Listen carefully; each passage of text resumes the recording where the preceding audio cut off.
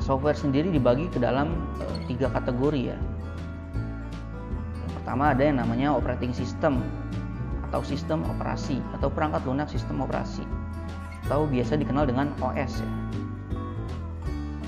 Ya, perangkat lunak sistem atau biasa disebut juga perangkat lunak pendukung. Dia merupakan program yang digunakan untuk mengontrol sumber daya komputer, sumber daya atau resource seperti CPU atau prosesor, juga ada memori atau RAM, juga termasuk piranti masukan atau keluaran seperti monitor, keyboard, mouse, itu dikontrol melalui yang namanya OS.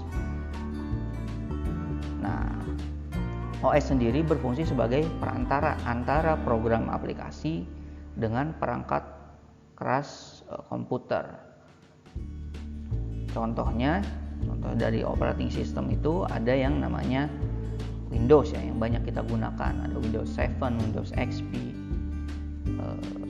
Terus ada juga yang namanya Linux atau macOS X yang terdapat pada perangkat-perangkat Apple seperti MacBook Pro itu menggunakan sistem operasi macOS.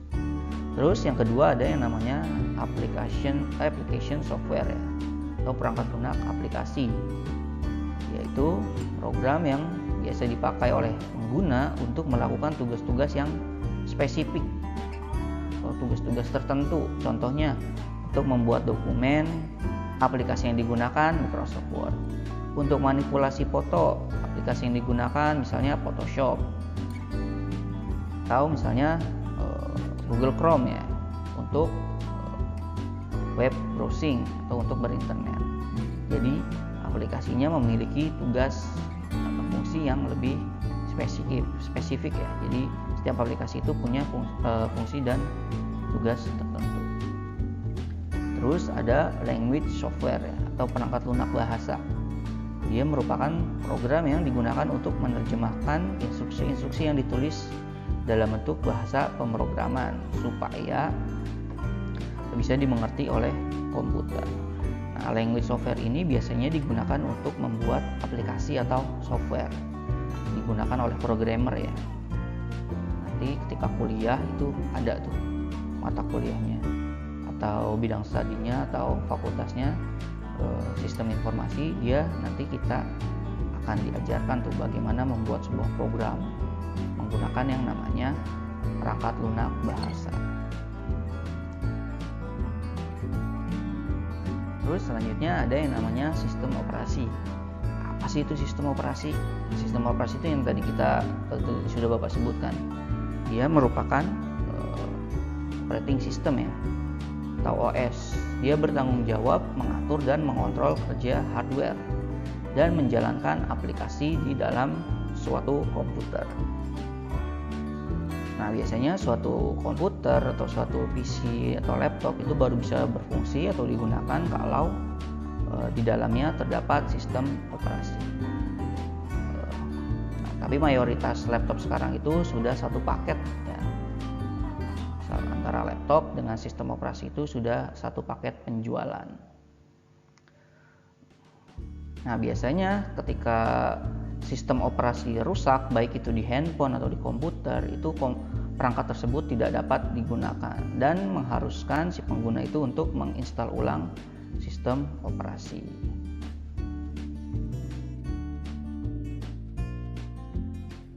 Nah, cara kerja sistem operasi seperti apa sih?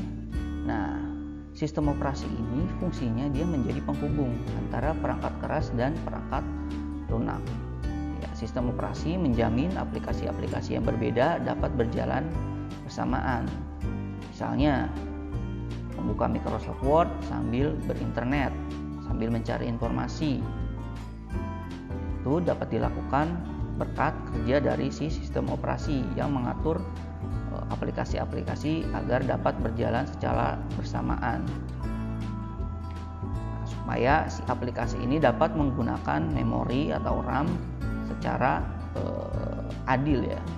Jadi satu aplikasi mendapatkan jatah yang sesuai serta mengatur supaya si komputer menerima input dan output terhadap perangkat lain.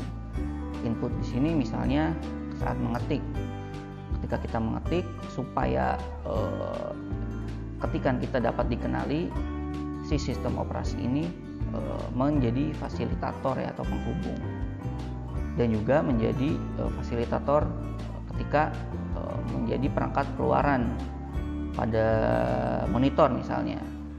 Sistem operasi juga tuh yang mengatur supaya si monitor dapat menampilkan hasil dari pemrosesan yang ada di dalam CPU. Nah, fungsi sistem operasi sendiri bagi jadi beberapa ya.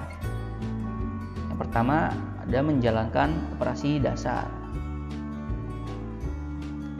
Jadi dia memungkinkan sebuah program atau aplikasi dapat berjalan dan dapat digunakan oleh pengguna. Terus dia juga berfungsi mengatur kerja hardware dan software.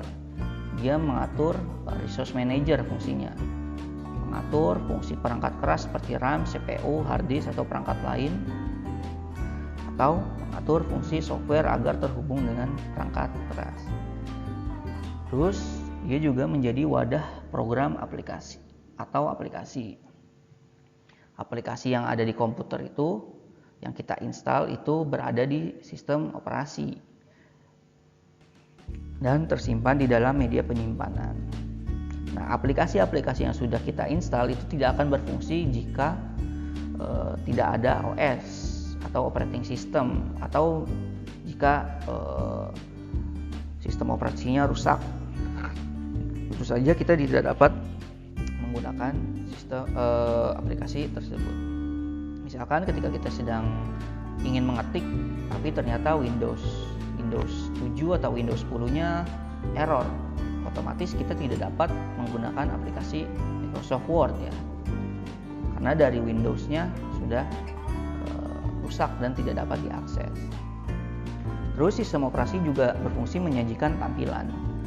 Nah, si sistem operasi ini menerjemahkan bahasa pemrograman yang berasal dari CPU lalu menampilkannya dalam bentuk teks, grafik, atau tampilan lainnya yang berupa gambar supaya dimengerti oleh pengguna yang ditampilkan melalui layar monitor.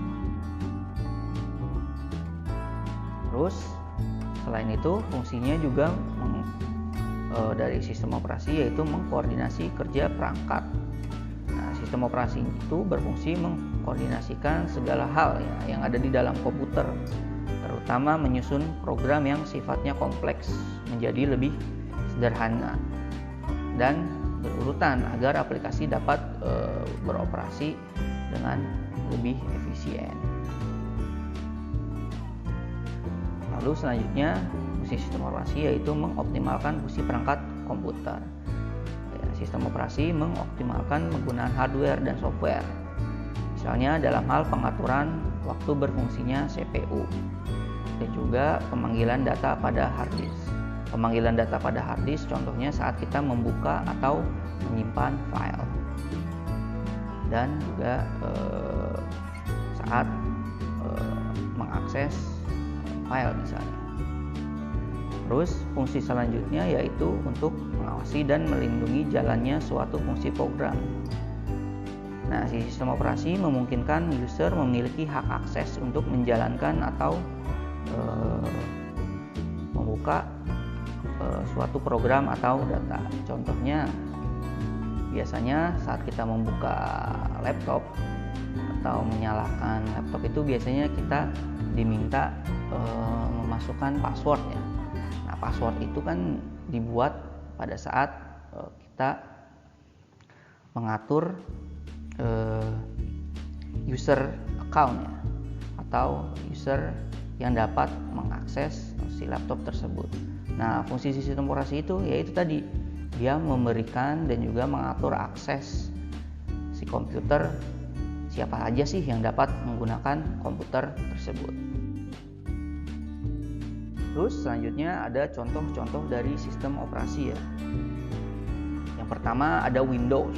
Windows ini sistem operasi yang paling banyak digunakan di dunia ya. Penggunanya sangat banyak, paling banyak di dunia. Sistem operasi ini sebenarnya berbayar ya. Jadi ketika kita akan menggunakan sistem operasi ini, kita diharuskan membeli lisensi. Hanya saja banyak yang beredar versi bajakannya dijual di pasaran dengan harga yang jauh di bawah dari harga yang seharusnya.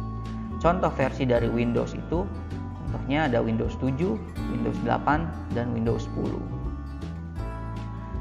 Lalu selanjutnya ada Linux. Linux ini merupakan sistem operasi yang gratis dan dapat digunakan dan disebarluaskan oleh siapa saja. Nah, Linux ini terdiri dari banyak versi yang biasa disebut dengan distro Linux. Nah, distro Linux ini dikembangkan oleh pihak yang berbeda-beda. Contoh dari distro Linux yaitu Ubuntu, Debian, Red Hat, Fedora, Slackware, dan masih banyak lainnya. Nah, beberapa versi dari Linux ini tampilannya menyerupai Windows. Ada juga beberapa versi Linux yang diperjualbelikan sebenarnya karena memiliki fungsi atau tampilan yang lebih menarik. Terus selanjutnya ada yang namanya Macintosh atau macOS. Nah, macOS ini merupakan sistem operasi yang diproduksi oleh Apple dan khusus hanya dapat diinstal pada perangkat keluaran Apple saja. Contohnya MacBook Pro, MacBook, iMac. Jadi tidak bisa diinstal pada perangkat komputer biasa. Harus dari perangkat komputer yang diproduksi oleh perusahaan Apple. Nah, contoh dari versi Macintosh ini seperti Lion, Snow Leopard, High Sierra, Mojave, dan Catalina. Nah, selanjutnya ada sistem operasi Android ya. Sistem operasi ini yang banyak digunakan pada perangkat gadget atau smartphone atau tablet ya. Mayoritas menggunakan sistem operasi Android ya. Android sendiri dikembangkan oleh Google ya, perusahaan IT terbesar di dunia saat ini. Nah, contoh versi dari Android ini biasanya ciri khasnya itu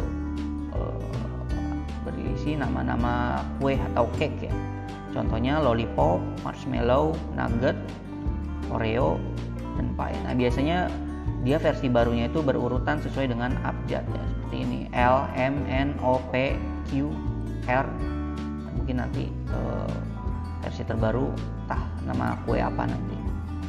Terus selanjutnya ada Symbian OS. Sama, Symbian OS ini juga digunakan pada perangkat gadget Nokia jadul. Terus ada Palm OS. Nah, Palm OS ini sistem operasi yang diinstal pada perangkat PDA. PDA ini adalah cikal bakal dari smartphone saat yang kita gunakan saat ini ya. Jadi sebelum smartphone yang saat ini kita gunakan itu awalnya adalah perangkat PDA namanya. Nah, contoh dari versi Palm OS ini ada Palm OS 3, 4, 5, dan Cobalt ya. Terus ada yang namanya Windows Mobile. Nah, kalau tadi di komputer namanya Windows 7, Windows 8. Nah, Windows juga membuat sistem operasi untuk perangkat gadget atau mobile ya. Sayangnya sudah tidak dilanjutkan ya pengembangannya. Nah, dulu Windows Mobile ini digunakan pada beberapa perangkat Nokia dan beberapa smartphone lain, tapi sudah ditinggalkan karena lebih memilih menggunakan Android. Terus ada yang namanya perangkat atau sistem operasi yang namanya iOS ya. Nah, iOS ini sistem operasi keluaran Apple yang digunakan pada gadget-gadget keluaran Apple ya, contohnya iPhone dan juga iPad. Tapi pada iPad keluaran baru sudah menggunakan sistem operasi sendiri ya, namanya lupa sih, iPad OS kalau tidak salah. Nah, perangkat sistem operasi iOS ini tidak bisa digunakan ke gadget selain keluaran Apple.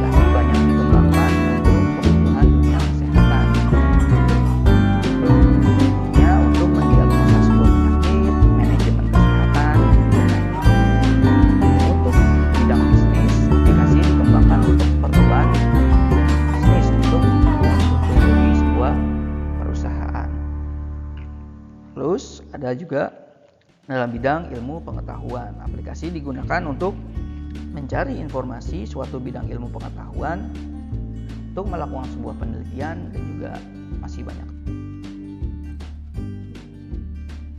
Nah, contoh-contoh dari aplikasi atau jenis-jenis aplikasi, yang pertama ada aplikasi word processing. Biasanya aplikasi ini digunakan untuk mengetik naskah ya. Contohnya Microsoft Word yang biasa kita gunakan saat ini.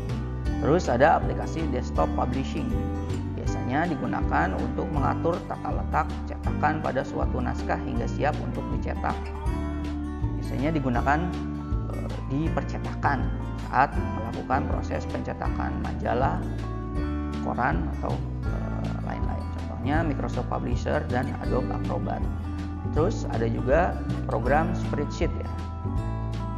Biasanya digunakan untuk mengolah data secara berkolom. Biasanya Microsoft Excel contohnya.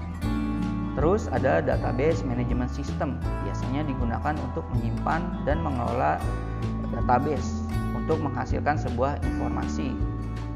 Contohnya database sebuah siswa di sekolah misalnya. Nah, aplikasinya contohnya ada Microsoft Access. Terus ada aplikasi grafis. Biasanya digunakan untuk membuat dan mengolah data dalam bentuk gambar atau grafis. Contohnya CorelDRAW, atau Adobe Illustrator, atau Adobe Photoshop. Lalu ada aplikasi program akuntansi, digunakan untuk keperluan bisnis dan akuntansi. Ada juga aplikasi program statistik yang digunakan untuk keperluan penelitian yang berhubungan dengan analisis. Contohnya yang banyak digunakan adalah SPSS.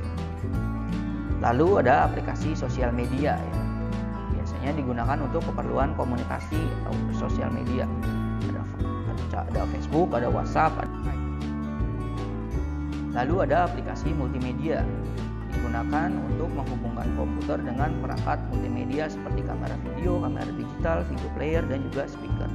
Contohnya ada Winamp, VLC, dan juga Windows Media Player.